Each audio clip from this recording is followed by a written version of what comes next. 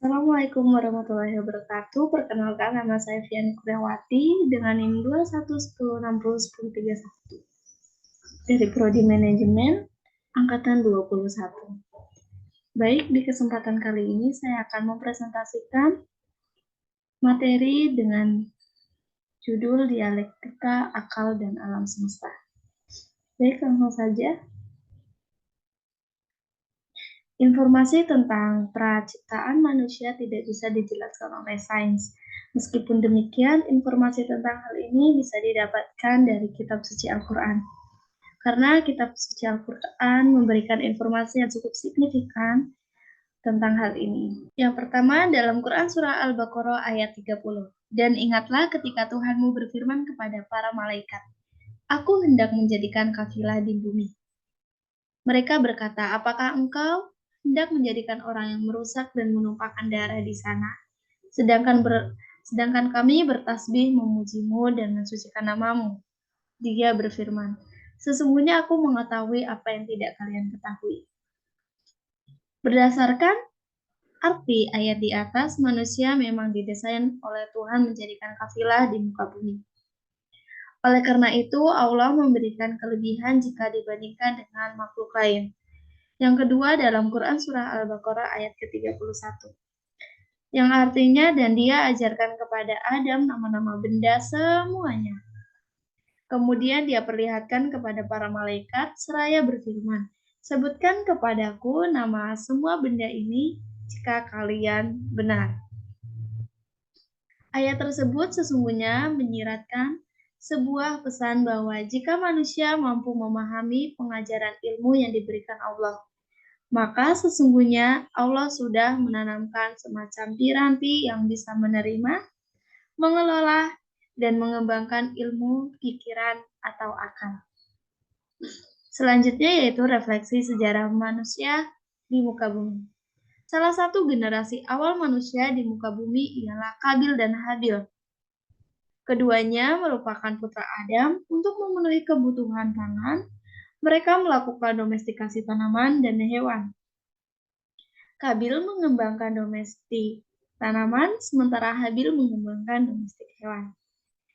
Keduanya pernah terlibat dalam konflik kompetisi dan ditengahi oleh ayah mereka dengan cara berkurban. Barang siapa yang diterima kurbannya oleh Allah, maka dialah yang memenangkan kompetisi itu.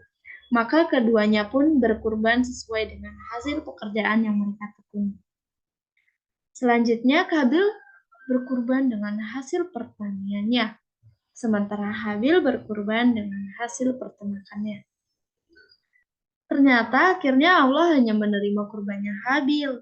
Hal ini menimbulkan perasaan iri dan dengki dalam diri Kabil sehingga mendorongnya melakukan pembunuhan. Hal ini melakukan tragedi pembunuhan pertama dalam sejarah umat manusia.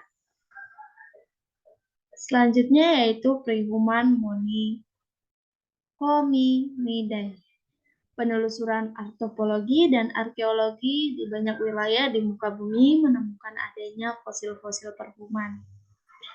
Sebagaimana hasil temuan arkeologi di sekitar fosil-fosil mereka, salah satu teknologi purba yang mereka inisiasi ialah domestikasi tanaman dan hewan.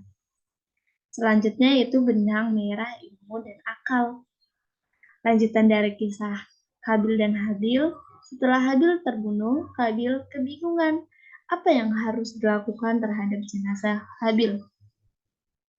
Maka Allah mengirimkan 2 ekor burung gagak untuk memberikan contoh kepada Kabil tentang cara mengurus jenazah saudaranya itu. Oleh karenanya, Al-Quran menganjurkan agar manusia melakukan penjelajahan di muka bumi untuk mengaktifasi pikiran atau akal agar menghasilkan ilmu pengetahuan. Selanjutnya yaitu transformasi agama dalam transisi lintas generasi umat manusia. Jika Adam merupakan manusia pertama yang diciptakan Allah, maka seharusnya agama-agama awal yang diyakini umat manusia merupakan agama monoteisme. Akan tetapi, seiring dengan persebaran manusia menjadi beragam bangsa dan bangsa, Tuhan yang satu itu diaktualisasikan dengan sebutan yang berbeda-beda seiring perkembangan bangsa-bangsa dan bahasa-bahasa. Seiring dengan pergantian generasi umat manusia, aktualisasi Tuhan dalam sebutan yang berbeda-beda itu akhirnya dipersepsikan sebagai sosok yang berbeda satu sama lain. Ketika bangsa-bangsa itu mengalami evolusi menjadi kelompok-kelompok suku yang lebih kecil, maka konstruksi tentang Tuhan pun semakin mengalami diferensiasi. Hal itu diabadikan kisahnya dalam Al-Quran tentang umat Nuh yang menciptakan patung pertama dalam sejarah umat manusia. Demikianlah pergantian generasi demi generasi umat manusia akhirnya semakin tersesat dalam politisme akut. Bahkan ketika ilmu pengetahuan dan teknologi yang dibangun generasi-generasi umat manusia berikutnya semakin maju, mereka gagal menemukan Tuhan yang hakiki. Perbedaan Mesopotamia yang maju dengan astronomi, matematika, dan sistem sosial yang kompleks justru semakin tenggelam dalam politisme akut. Salah satu penyebab utama ialah adanya penguasa yang despotik dan tiran. Di Babilonia, kekuasaan politis dikendalikan oleh Namrud yang berambisi mempertahankan kekuasaannya dengan mencitrakan sebagai jelmaan Tuhan.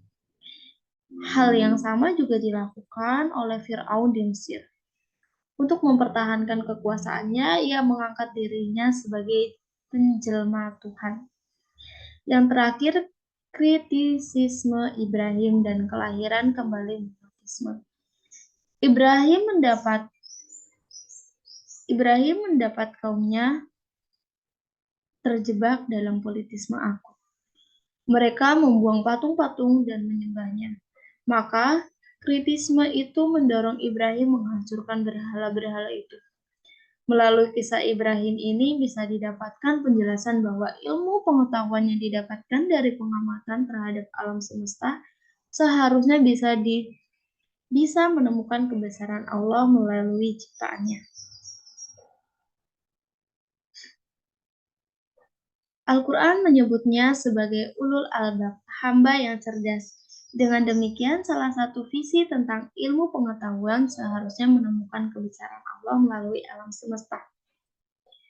Perkembangan pikiran manusia ini membuktikan betapa dahsyatnya akal dan pikiran manusia ketika berinteraksi dengan alam semesta. Demikian pemaparan materi dari saya, kurang dan lebihnya saya mohon maaf. Saya Fiani Kurniawati, pamit undur diri. Wassalamualaikum warahmatullahi wabarakatuh.